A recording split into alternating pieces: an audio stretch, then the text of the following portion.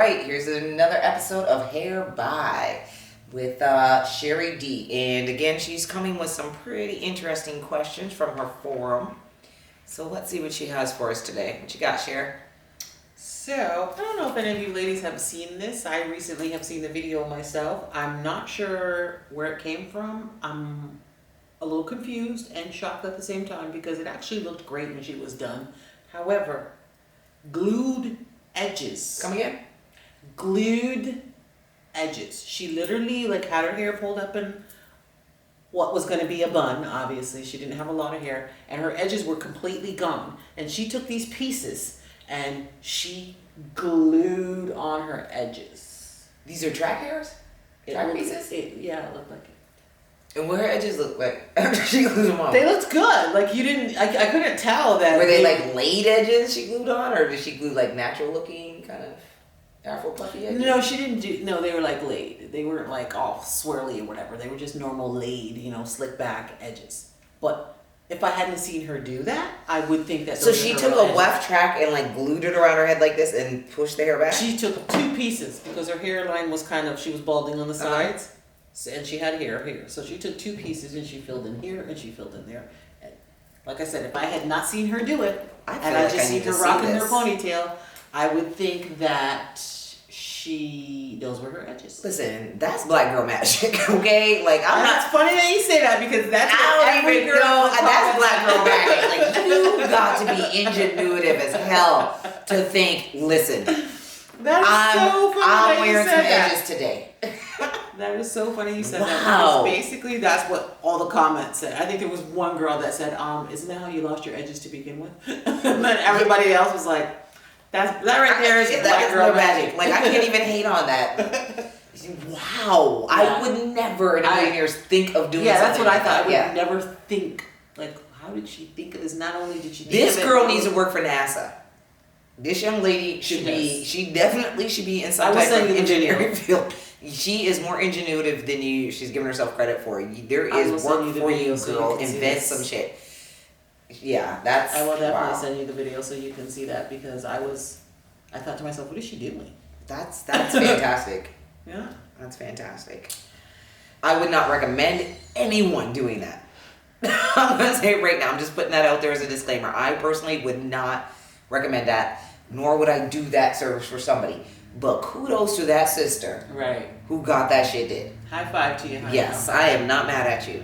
Okay, so sticking with the subject of edges. This shit right here, I had to reread. Am I reading this correctly? She said that, and I guess this is a trend also, that in order to promote regrowth of your edges effectively, these women are shaving their edges in the hopes that they are going to grow back stronger and healthy. Now, to me, that just sounds insane. They're literally just shaving their edges because their edges are thinning. And I think where they're probably getting this theory is, I don't know, maybe back in the day, their grandmother told them, don't shave your mustache, otherwise it'll grow your head. Really, that's the only thing. Where are you getting this theory? Right? I think that's what they think.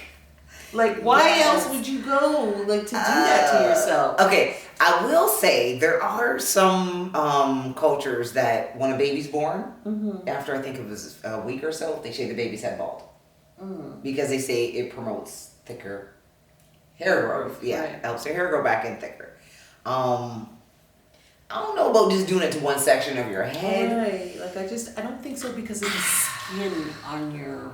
that's very fine. From a professional standpoint, yeah, I would have to think if you're experiencing hair loss around the edges, the perimeter of the hairline there, it could be because of excessive pulling, right? Too much product. You might even, I don't know, have psoriasis, right? It could be a series of things. So I don't know if necessarily shaving it off. And how far back are they shaving? This is what I'm saying. That's another question. How far back are they shaving? Right. This is what I'm saying. Because are you shaving an inch back? Because that's not edges anymore. You're into hair. Right. Like, what do you say? Like, how do you rock your hair until your edges do magically regrow back stronger and healthier? Would you just walk around looking like George Jefferson? I don't know. I want to see pictures. You know what I'm picturing? Oh my God, I don't know why. If you're out there and you're doing this, send us some pictures. I want to see how after you do this, are you rocking your hair? Are you putting a wig on? Because that's just gonna... I'm just picturing Shaquille O'Neal in that movie, that Adam Sandler movie, where he played the cop. What was it? Some movie, oh my God, it was the second part of some movie where where him and all the boys got together as friends from high school, and anyways, he played the cops. Grown-ups too, and he had that wig on. Remember the little curly wig, and it went around here, and it was all bald in here? That's what I'm picturing. The edges to grow back, like you're gonna have hair all up in here, and you have these little curly patches of edges looking around the front of your head. That's weird. I don't know. If you're doing it, send me some pictures. I really like to see what that looks like. I want to see in it, and I'm sorry. Again, I would not encourage anybody to do this, nor would I do this in my place of business. But if it's working for you, I'd really like to hear some feedback on this. I'd like to see. Take pictures. If you've decided that you're going to do this, take day share one pictures. Share their journey, girl. Share their journey and show us, like, if it's effective, like, because we'd love nothing more. Because there's an edge epidemic, and I know I've said this before. There's an edge epidemic because people are doing too much of their edges. Absolutely, way too much. So if you can help somebody regrow their edges, if you have some knowledge, you are the edge whisperer. Yeah, thank you. Like, let us see. No, share. Let us see. Share the blessings. Okay, so my next one I have here is we have a lady who wrote in, and she, not to us personally, but she wrote into the hair forum that she is literally growing 3 different textures from her hair. And she wants to know, what does one do to kind of get them all on the same page? And she's actually considering texturizing one section of her hair to get it as close. She's trying to match the other section, but she has 3 sections, so she is like, what do you? Yeah. She was kind of vague on what she just basically. She's got 3, and that's very common. Most people I've heard of 2. No, it's very. You can have several different patterns, especially if you. I feel like the more ethnicities you might have kind of mixed up in you, the more it's gonna come out. This is true. Yeah. Most people don't have one pattern in their hair. Like most people have there's a wavy patch here, even with Caucasian and Asians. And a straighter patch hair, that tends to be the case. But with curly hair, I find, that can definitely be the case, which is why our curls aren't all symmetrical. Right. Nobody, curls are like snowflakes. You very rarely can go into a curly person's head and find 2 curls exactly the same. But that's kind of what adds... Exactly, but that gives the various curl patterns. Yeah. So you just, what I would say to somebody like that is, depending on what it is you're trying to obtain, because you might be able to do it more so with product and training of the other textures as opposed to chemical. But that's where a good stylist is going to come into play. Right. And that's where we have to stop trying to exceed our limits of knowledge in hair and actually go to people who have that knowledge and let them help you. Because you're only going to learn so much by self-diagnosing. You're only going to learn so much by watching somebody do something. You have a job. And if it's not in hair, you're not going to necessarily get the education that you're looking for. So you can't be good at everything. Let somebody else have a job. That's all I always say. Can I have a job, please? Because when I buy a house, I don't do my own mortgage. Right. I don't sell my own house. I don't buy, you know what I mean? Everybody has a job. But when it comes to the hair community, everybody feels like they're hairdressers lately. Oh my God, no. My husband thinks he's everything. It's amazing to me. Like, I know a couple, for instance, where the husband cuts the wife's hair. He's a banker.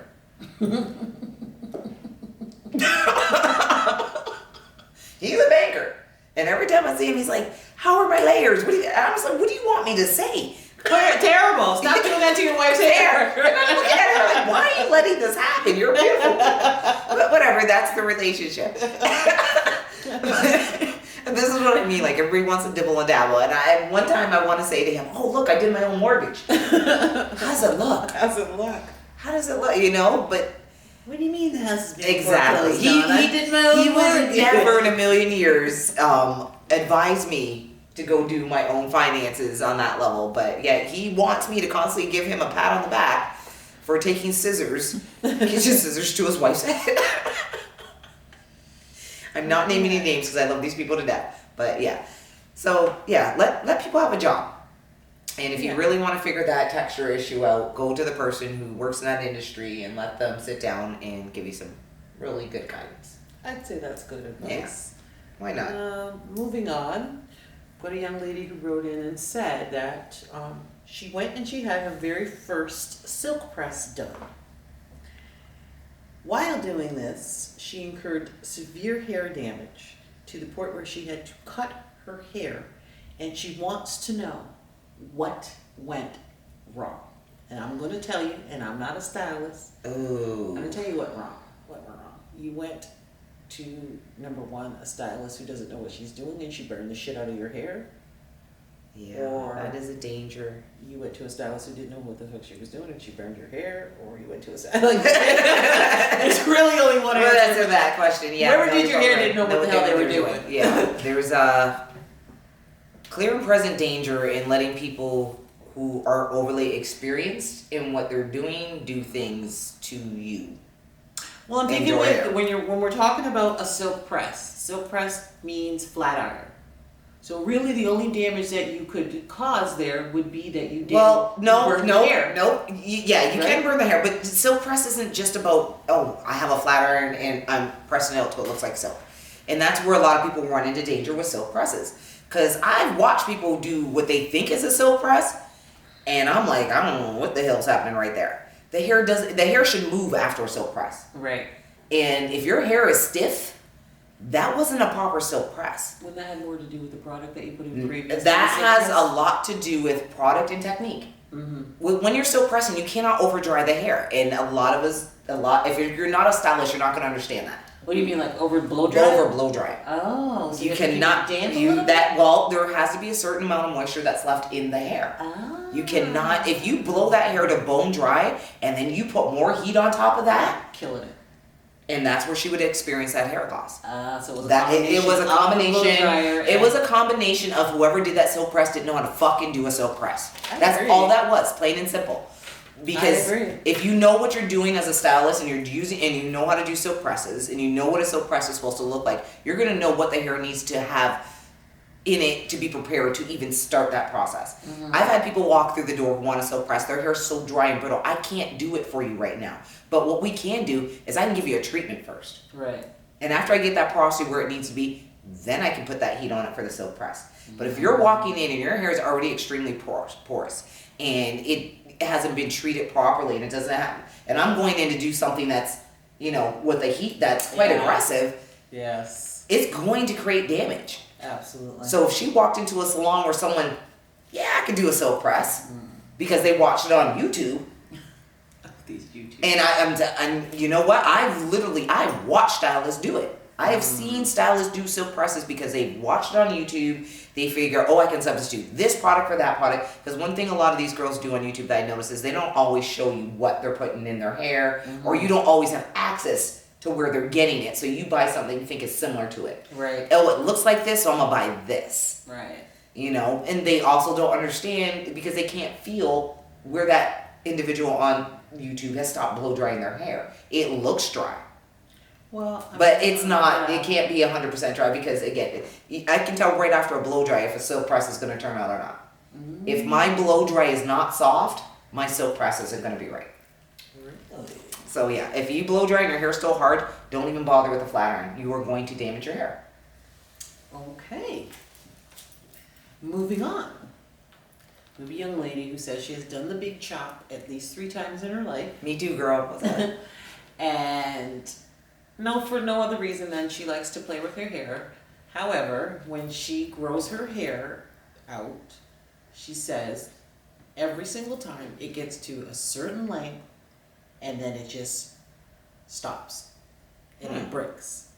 And she said she's really not trying to buy into the myth that black women's hair does not grow past a certain length. Good, don't. But she's starting to really believe. And I'm saying to you, again, I'm not a stylist. Miss Angel's going to school you in a minute. But I'm saying, evidently, you're doing something terribly wrong. Because I'm so sick of black women saying that black people's hair does not grow.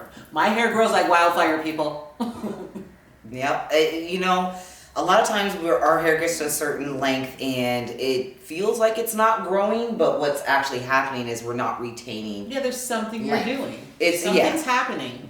We're either not getting our end treatments regularly. Yes. We're not being mindful of how we're wrapping our hair, how we're dressing our hair, how where we're allowing our hair to sit. Shoulder length is a very common length for black women to get to and stop.